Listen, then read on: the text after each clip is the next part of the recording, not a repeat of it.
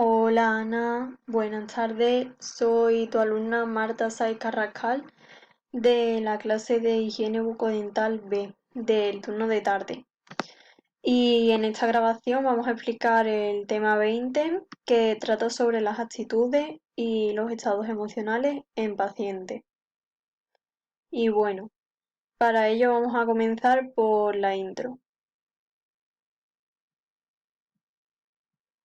Y bueno, comenzamos indicando que los principales motivos señalados por muchos pacientes para no acudir de manera regular a la clínica generalmente son la ansiedad y el miedo, en lo que debemos saber que la ansiedad se define como respuesta ante algo que va a ocurrir o que podría ocurrir en un futuro y que se interpreta como una amenaza. Esta amenaza puede ser física, como por ejemplo la posibilidad de sufrir dolor, o psicológica, como puede ser la sensación de inseguridad.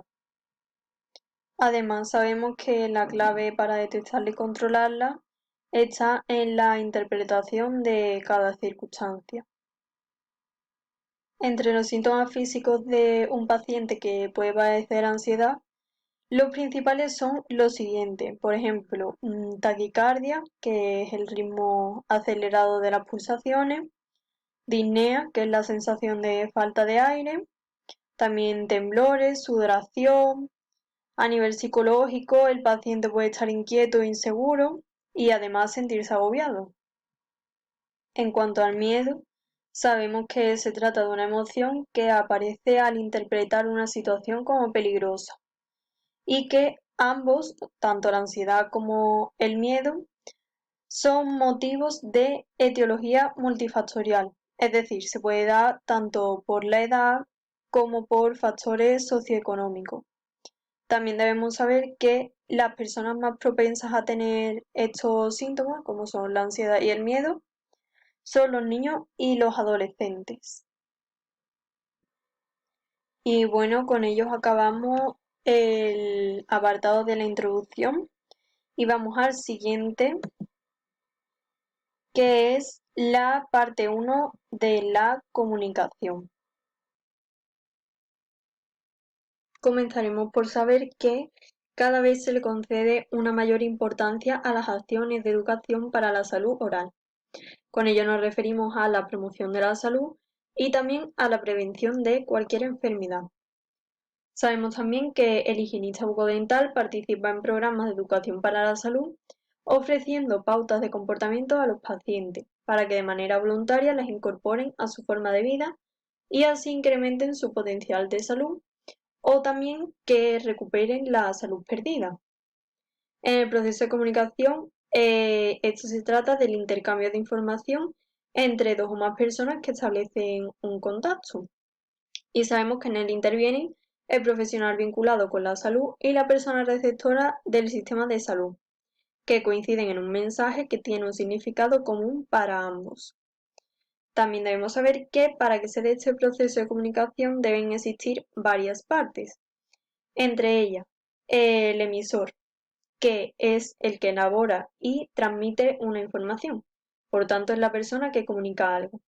También tenemos el mensaje, que es la información que el emisor envía y que puede ser expresado mediante códigos diferentes, como por ejemplo las palabras, que nos estaríamos hablando de comunicación verbal, o las acciones, que estaríamos hablando de comunicación no verbal. El canal es otra de las partes fundamentales y se trata del medio físico que pone en contacto al emisor y al receptor. Por tanto, es el medio físico por el que se difunde el mensaje. Y se trata tanto del medio natural, como puede ser el aire o la luz, como el medio técnico empleado para difundir el mensaje, como puede ser, por ejemplo, el teléfono, el ordenador, etc. También tenemos el receptor, que es la persona que recibe e interpreta la información transmitida por el emisor y recibe el mensaje, esta persona, a través del canal y lo interpreta. El código, que es el conjunto de reglas que contiene signos y símbolos que se utilizan para transmitir el mensaje y también que permite al emisor elaborar el mensaje y al receptor interpretar el mismo. Se deben utilizar el mismo código para que haya comunicación entre ambos. Y el contexto es el medio y el conjunto de circunstancias que rodean el acto de la comunicación. Y ya por último tenemos el feedback, que es el paso final en el proceso de comunicación, en el que se transmite al emisor el mensaje que ha sido entendido por el receptor. En el proceso de comunicación es muy importante ya que constituye prácticamente el cierre del mismo y sin la retroalimentación no hay garantía de que se haya logrado la comunicación. Y bueno, dentro de la comunicación nos encontramos con dos apartados que son la comunicación verbal y la comunicación no verbal. La comunicación eficiente puede suponer la utilización de una o varias técnicas al mismo tiempo, y la transmisión de nuestros mensajes debe expresar coherencia entre lo que decimos y cómo lo transmitimos. El paralenguaje forma parte de los dos tipos de comunicación, tanto de la verbal, oral y escrita, como de la no verbal, y hace referencia a cómo transmitimos el mensaje. Dentro de la comunicación verbal, sabemos que se usan las palabras como elemento de comunicación y se realiza de forma oral, mediante signos orales y palabras habladas, y de forma escrita mediante la representación gráfica de signos. Para saber cómo comunicamos nuestros mensajes cara a cara, sabemos que mediante la palabra es un 7%, mediante el tono de voz un 38% y mediante el lenguaje no verbal un 55%. Además, hay que tener en cuenta que por teléfono estamos limitados y que para realizar la comunicación verbal hay que hacer un esfuerzo superior. En la comunicación no verbal, sabemos que es el componente no verbal del mensaje y que es el primer contacto con el paciente. Por tanto, debemos tener en cuenta la mirada, que implica confianza, sinceridad, etc., la postura, la sonrisa, la forma de identificarse, el aspecto físico y los gestos. Todo ello hay que tenerlo en cuenta. Sabemos que no usa las palabras como elemento de comunicación, sino que se realiza a través de multitud de signos de gran variedad. Y debemos recordar que la comunicación táctil es muy importante en la consulta odontológica, ya que entre un 60 y un 70% de lo que comunicamos lo hacemos mediante lenguaje no verbal. Dentro de la comunicación no verbal hay que hablar de diferentes elementos que están presentes en la misma. Y vamos a comenzar hablando por el paralenguaje, que se trata del conjunto de señales que acompañan a la comunicación verbal y que forman parte de la comunicación no verbal, como puede ser, por ejemplo, el volumen de la voz. También tenemos la kinesia, que es el estudio de los movimientos del cuerpo durante el acto de comunicación, como pueden ser la mirada y la sonrisa. También tenemos la proxemia, que alude a la distancia que separa a las personas cuando se comunican verbal o paraverbalmente y cómo influye en el proceso de comunicación. Podemos encontrar varios apartados. La proxemia íntima se da hasta los 45 centímetros entre persona y persona. La proxemia personal se da entre 45 centímetros y 1,20 metros entre persona y persona. La social entre 1,20 metros y 3,65 metros. Y por último la pública, que es a partir de los 3,65 metros. También sabemos que el aspecto o la imagen externa que proyecta el profesional es muy importante en la comunicación no verbal. Con todo esto hemos finalizado el segundo punto de comunicación verbal y no verbal. Pasamos al siguiente.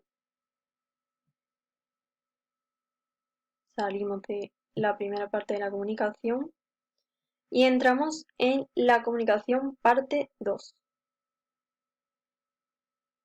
en la que vamos a explicar qué es la empatía, qué y de qué trata, de qué está compuesta la escucha activa y factores que favorecen y dificultan la comunicación. Bueno, la comunicación en la consulta odontológica debe ser facilitada por el equipo profesional, sabiendo dar respuesta a situaciones y detectando posibles conflictos y situaciones de ansiedad, para prevenir posibles soluciones y siendo intuitivo y teniendo buena disposición. Para ello sabemos que la empatía es muy importante y es el conjunto de capacidades que nos permite reconocer y entender las emociones de los demás, también sus motivaciones y las razones que explican su comportamiento. También hablamos de escucha activa. La escucha activa es muy importante ya que significa saber escuchar y atender la comunicación desde el punto de vista del que habla. Mediante la empatía sabemos que se pueden entender las necesidades y las actitudes, además de sentimientos de los demás, poniéndonos así en su lugar. Para escuchar con empatía hay que tener la habilidad de interpretar las ideas y los sentimientos expresados por la otra persona con la que se mantiene la comunicación. Y también, por tanto, entender lo que dicen los demás. Hay ciertas actitudes que nos facilitan la escucha activa, como pueden ser no interrumpir al hablante, dejarle hablar sin anticiparnos a lo que va a decir, también parafrasear, es decir con palabras propias la información que nos transmite nuestro interlocutor, la persona con la que estamos hablando, saber escuchar entre líneas, no distraernos y escuchar con el máximo interés, también resumir las partes más importantes para que tenga la otra persona el feedback, lo que hemos dicho antes, de que confirmamos que hemos entendido la información de la persona que nos la está emitiendo. Sabemos que cuando se entiende la manera de pensar de los demás, sus motivaciones y sentimientos, se puede elegir la mejor forma de transmitirle el mensaje, y esto es muy importante. A continuación, vamos a hablar sobre la asertividad, que se trata de la habilidad personal que nos permite expresar sentimientos, opiniones y pensamientos en el momento oportuno, de forma adecuada y sin negar ni desconsiderar los derechos de los demás. Es decir, se trata de una forma para interactuar de forma eficaz y en cualquier situación que nos permite a la persona pues ser directos, ser honestos y expresivos. Los principales elementos verbales y no verbales, también paraverbales, que caracterizan la comunicación asertiva pueden ser la expresión facial puede ser amistosa y distendida, el contacto visual intermitente, gestos firmes y no amenazantes, la postura erguida, es decir, sin rigidez y dirigiéndonos hacia el interlocutor, el volumen de voz adecuado y la entonación correcta para que resulten agradables, hablar con fluidez y claridad durante el tiempo justo y el uso de la primera persona en la muestra de pensamientos y emociones. Lo que nos ayuda a la asertividad es a permitirnos entender, comprender y actuar teniendo en cuenta las necesidades del interlocutor y que seamos entendidos y comprendidos nosotros también y la persona con la que estamos hablando. Con esta información hemos finalizado la explicación de la empatía, la escucha activa y los factores que favorecen y dificultan la comunicación, como puede ser la asertividad también. Y en el siguiente vídeo comenzaremos explicando las necesidades específicas de atención.